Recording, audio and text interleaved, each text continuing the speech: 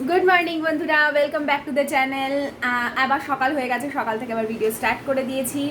এখন দেখো ব্রেকফাস্টে আজকে যেন তো একদম সিম্পল, কারণ এত গরমে শরীর প্রচণ্ড ক্লান্ত। গরমের মধ্যে দাঁড়িয়ে যে আমি কিছু রান্না করব, কিছু বানাবো, আমার সেই এনার্জিও নেই। আর গতকাল আমি দইও পাতিনি। এখন আমরা যে আমি তো এখন একদমই মানে লিকার র চা খাচ্ছি আর কি, লিকার বলাটা ঠিক হবে না, র চা খাচ্ছি। তো ওদিকে চা আমার দার্জিলিং টি যেটা খাই সেটাই মানে এখনো রয়েছে, ওটাই খাচ্ছি আর কি। তাই না হলে আমি টাটাটি গোল্ড দিয়েই লিকার চা করবো, কোনো অসুবিধা নেই, ওটাতেও ভালোই লাগে আদা দিয়ে একটুখানি। আর এদিকে দেখো আজকে এই জ্যামটা আনিয়েছি, এই জাস্ট কিছুক্ষণ আগে খুললাম ওপরের এই জ্যাম, এটা আনিয়েছি ছোট। আমরা খুব একটা জ্যাম খেতে ভালোবাসি না, তো ওই জন্য ছোটো একটা আনালাম ব্রেড দিয়ে আর লিকার চা দিয়ে এখন খাবো, কারণ কলা টলা কিছু নেই। তো এই হচ্ছে আমাদের সকালের ব্রেকফাস্ট। তো চলো ব্রেকফাস্টটা করি, তারপরে ঘরের কাজকর্ম শুরু করব। আয়ুষ্মান পড়তে যাবে।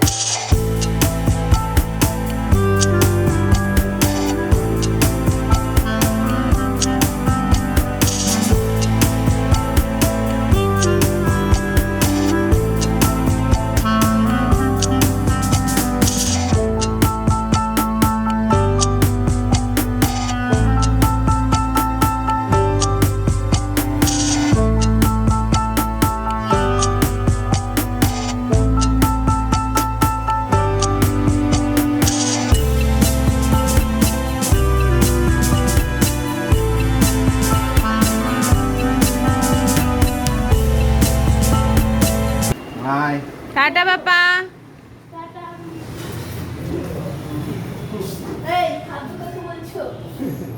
কি হয়েছে?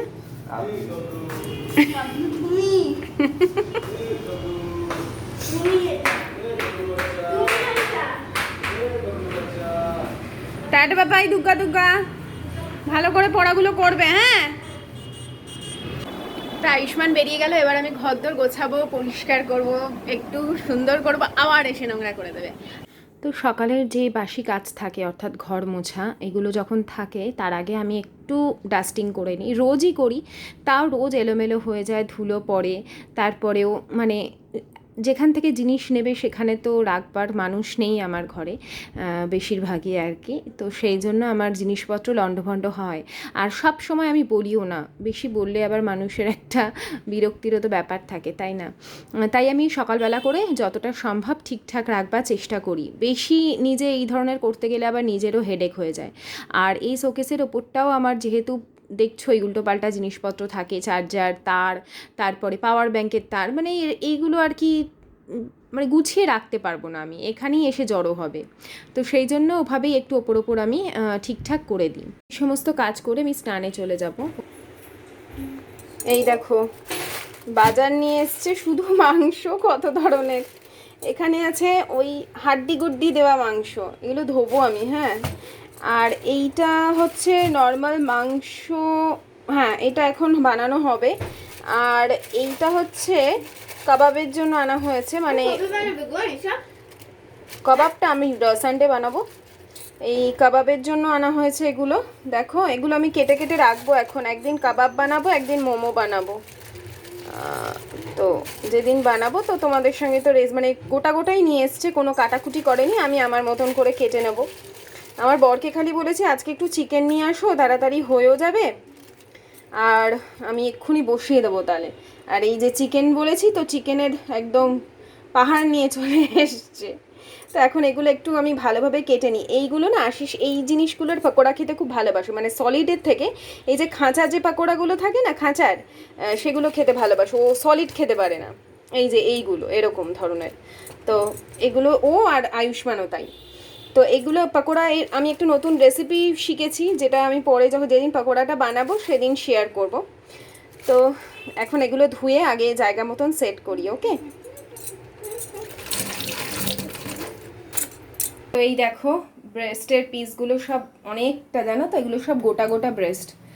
আর এখানে আছে কিছু ওই হাড় দেওয়া মাংস, যেগুলো পকোড়া হবে। তো সানডের আগে এগুলো হবে কি না ডাউট আছে, তো মনে হয় কেউ লোকজন আসতে পারে, ওই জন্যই এতটা এনে রাখা। তো যতক্ষণ না আসছে সেটা না বলাই ভালো, যতক্ষণ না ফাইনাল হচ্ছে রেখে দিই।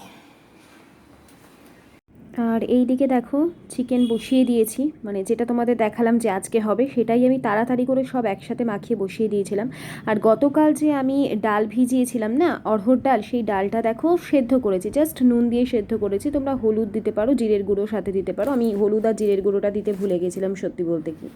তো শুধু নুন দিয়ে সেদ্ধ করে নিয়েছিলাম, আর ভেজানো ছিল তো দুটো সিটিতেই হয়ে গেছে, অনেকটাই গলে গেছিলো।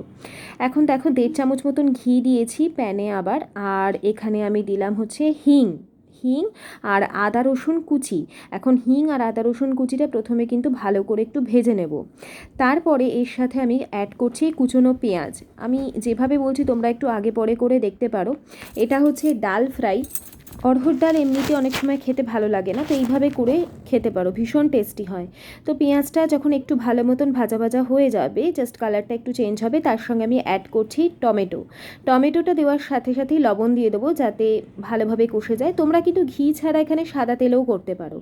গুঁড়ো মশলা দিয়ে দিচ্ছি, হলুদ গুঁড়ো, কাশ্মীরি লঙ্কার গুঁড়ো, জিরের গুঁড়ো, আর এখানে দিয়ে আমি অল্প জল দিয়ে কষাবো যাতে মানে ধরে না যায়, যেহেতু স্টিলের পাত্রে রান্না করছি। তো এটা একটু ভালোভাবে কষাতে দেখো এখানে আবার আমি অ্যাড করলাম ধনের গুঁড়োটাও একসঙ্গেই দিয়ে দেওয়া যেত, ওটা আমি স্কিপ করে গেছিলাম। তারপরে যখন মশলাটা পুরো কষে গেছে, সেদ্ধ করা ডাল আমি দিয়ে দিলাম। যদি রুটি পরোটার সঙ্গে খাও তাহলে এতটা জল দেবে না ডালে, একটু ঘন রাখবে। আর আমি যেহেতু ভাতের সাথে খাবো তাই জন্য প্রথমে একটু পাতলা করলাম, আর একটু বেশি করেই করেছি যাতে আমাদের মানে আরও পরের দিন একটু থাকে। এরপরে দেখো এবার আমি তড়কা প্যানের মধ্যে নিয়ে নিয়েছি আরও 1 চামচ মতন ঘি যখন গরম হবে তার মধ্যে আমি দেবো গোটা জিরে। খুব সাবধানে করবে এই সময়, কিন্তু একটু ওপর রেখে করবে। আর এখানে দিলাম আবার আদা আর রসুন কুচি, এটাকে একটু ভালো করে কিন্তু সময় নিয়ে ভাজতে হবে, একদম নিচে নামিয়ে রেখে করলে কিন্তু অনেক সময় পুড়ে যেতে পারে। তো যখন এর আদা রসুনটা ভাজা হয়ে গেল, তার মধ্যে আমি দেবো গোটা শুকনো লঙ্কা। তো শুকনো লঙ্কাটা আমি একটু ভালোভাবে ভাজা করছি। দেখো যখন সুন্দর একটা স্মেল আসবে তার মধ্যে আমি কিন্তু কিছুটা দেবো আবার কাশ্মীরি লঙ্কার গুঁড়ো দিলে খুব ভালো কালার আসে। শুকনো লঙ্কা, এমনি ঝাল লঙ্কার গুঁড়ো দেওয়ার দরকার নেই, আর যে যেরকম ঝাল খাও সেরকম অনুযায়ী কিন্তু লঙ্কাটা অ্যাড করবে। তো এখন দেখো আমি তরকাটা এর মধ্যে দিয়ে বেশ কিছুক্ষণ ফোটাবো। ডাল যত ফুটবে তত কিন্তু তার টেস্ট বেড়ে যায়। তো এটা যখন ফোটানো হয়ে গেছে, আমি তার মধ্যে একটু গরম মশলা অ্যাড করেছি। আর এই যে ডাল ফ্রাই রেডি হয়ে গেছে। এটা একটু যদি ঘন ঘন করে করো রাতের দিকে রুটির সাথে, পরোটার সাথে, এমনকি পুরির সাথেও খেতে ভালো লাগে। আর হ্যাঁ, অবশ্যই একটু চিনি দেবে, একটু মিষ্টি না হলে কিন্তু ডালটা খেতে ভালো লাগে না।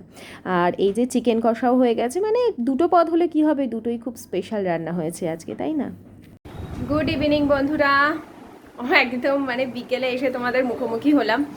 সকাল থেকে এত গরম, বিকেলবেলা এখন একটুখানি ঝড় হলেও, রোজ না, মানে 4-5 দিনে একবার হচ্ছে, একদম হালকা মানে ঝোড়ো একটা হাওয়া দিচ্ছে, দিয়ে 4-5 ফোঁটা বৃষ্টি হচ্ছে, দিয়ে গরমটাকে চূড়ান্ত বাড়িয়ে দিয়েছে।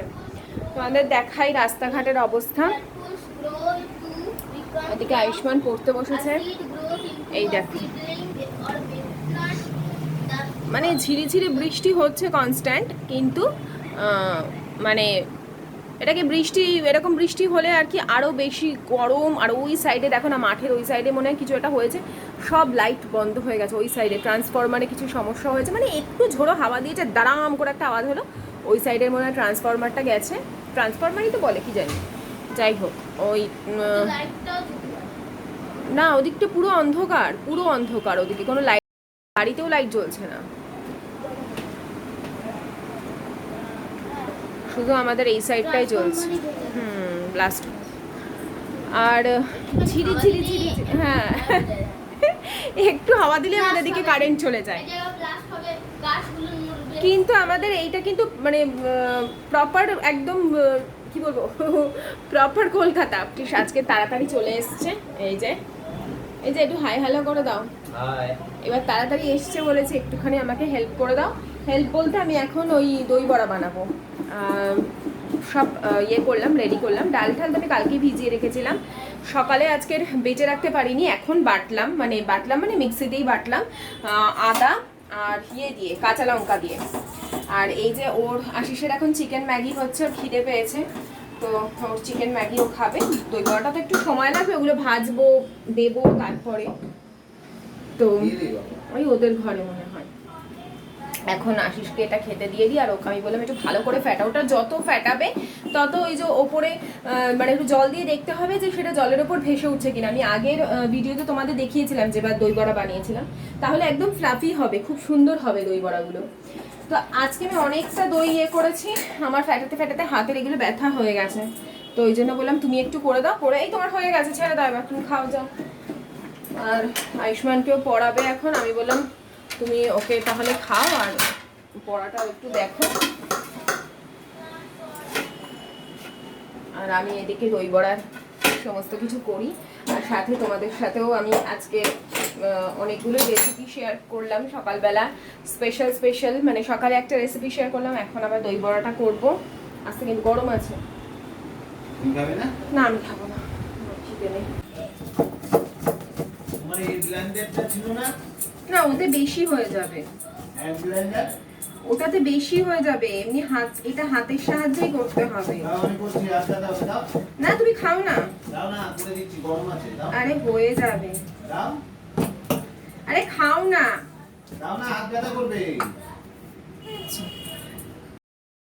তো বড়ার ব্যাটার যত ভালো করে ফ্যাটা হবে তত সুন্দর কিন্তু বড়াগুলো মানে ফুলবে।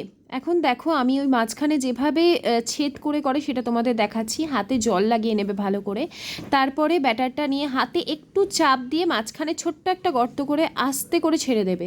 হাতে কিন্তু জল যেন থাকে, হাতে জল না থাকলে কিন্তু ওটা স্টিক হয়ে যাবে, আর ওই সুন্দর করে যে মাঝখানে একটা ছোট্ট গর্ত তৈরি হয়, গোল গোল হয়, সেটা কিন্তু হবে না। আর এইটাই হচ্ছে এটা মানে ট্রিক্স, তবে সাবধান, যদি সেরকম করতে না পারো, যারা করতে পারবে না এমনি নর্মাল গোল গোল করেও করতে পারো, এরকম যে ডিজাইন করেই করতে হবে তার কোনো মানে নেই। তো দেখো এখন যেরকম পাতলা করে দিয়েছিলাম তার থেকে কিন্তু সুন্দর ফুলে উঠেছে। আর সাইডে দেখো আমি বাটিতে জল নিয়ে নিয়েছি, একটু লো আছে কিন্তু ভাজতে হবে, মানে এমন না হয় ডালের ভেতরটা কাঁচা থেকে গেল আর ওপর গোল্ডেন কালার চলে এলো, এরকম না হয়। তাই একটু প্রথমেই যখন তেল খুব ভালোভাবে গরম হয়ে যাবে তারপরে গ্যাস আস্তে করে নিয়ে একদম লো ফ্লেমে কিন্তু বড়াগুলো ভাজতে হবে সময় দিয়ে দিয়ে, তাহলে খুব সুন্দর। এমনিও এটা খেতে এত ভালো লাগে, যেটাকে আমরা মেন্দু ভাড়া বলি বা যে সাম্বার ভাড়া বলি, যেটা সাম্বারের মধ্যে কিন্তু এই ধরনের বড়াগুলো দিয়ে খেতে ভীষণ ভালো লাগে। তো এখন ওদেরকে আগে আমি এমনি খেতে দেবো, ওপর থেকে অল্প একটু বিট লবণ দিয়ে টমেটো সস দিয়ে খেতে দেবো। আমি নিজে থেকেই দিলাম, তবে এটা না দিলেই ভালো হতো, সেটা কেন সেটা তোমাদের পরে বলছি। এখন ভাবলাম যে যেহেতু ডাল বড়াগুলো একটু বড় বড় করে বানিয়েছি, সুন্দর হয়েছে, তো ভাবলাম আগে ওদেরকে একটু টেস্ট করতে দিয়ে আসি। না তোমার একটা, বাবার একটা, না কাপ।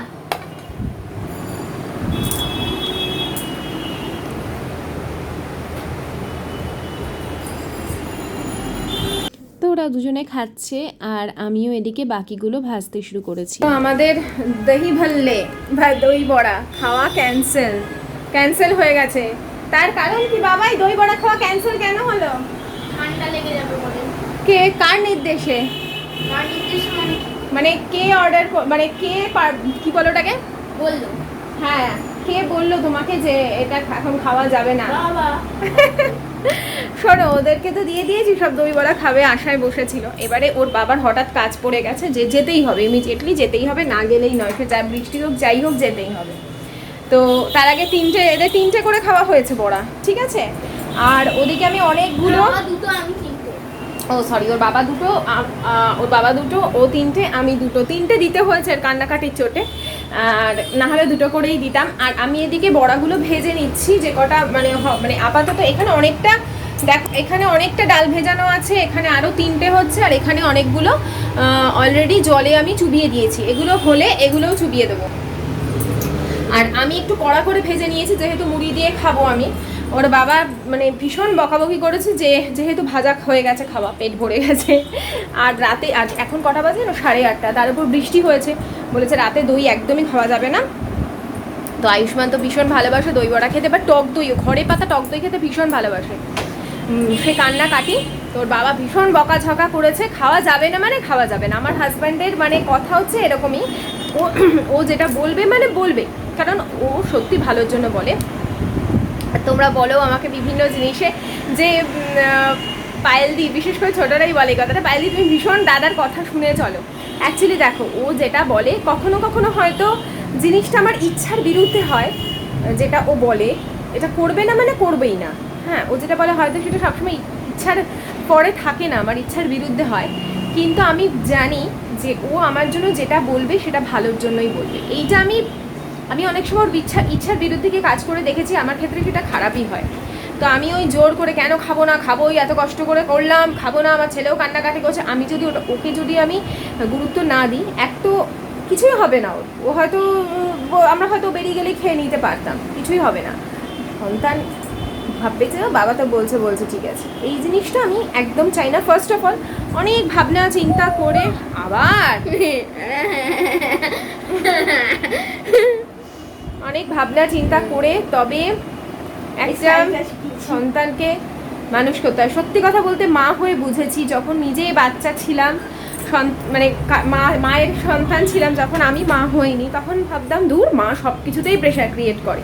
কিন্তু এখন মা হয়ে বুঝি যে সন্তানকে সঠিক শিক্ষাটা দিতে গেলে আমাদের কি পরিমাণ কন্ট্রোল করা, নিজেদের প্রতি কি পরিমাণ কন্ট্রোল থাকাটা আবশ্যক, এখন মা হয়ে বুঝি। তো হ্যাঁ, যেটা আশিস বলে আমি সব সময় শুনি, ওর কথা ভীষণভাবে প্রাধান্য দিই। ও যেটা বলে মানে না মানে নাই, ও জানে যে মন ঠিক শুনবে, এটা ওর একটা ধারণা হয়ে গেছে, আর আমিও সেটা অ্যাকসেপ্ট করে নিই। কি বলবো, এটা আমার নেচার বলতে পারো, হয়ে গেছে এখন। আর হ্যাঁ, দই বড়া খাওয়ার ইচ্ছা যে আমার একদম ছিল না তা না, আমারও ছিল, খেলাম না।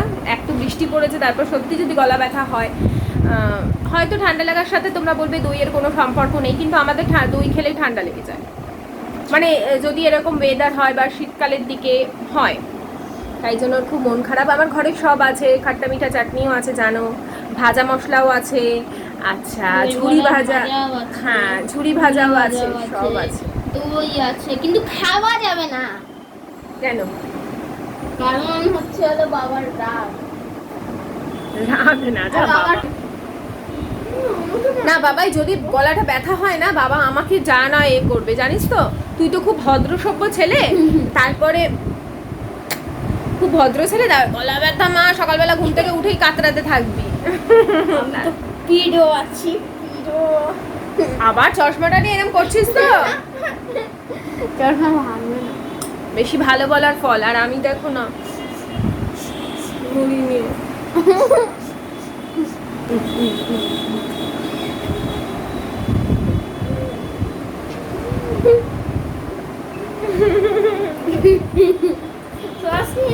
মুড়ি কেন নিলে?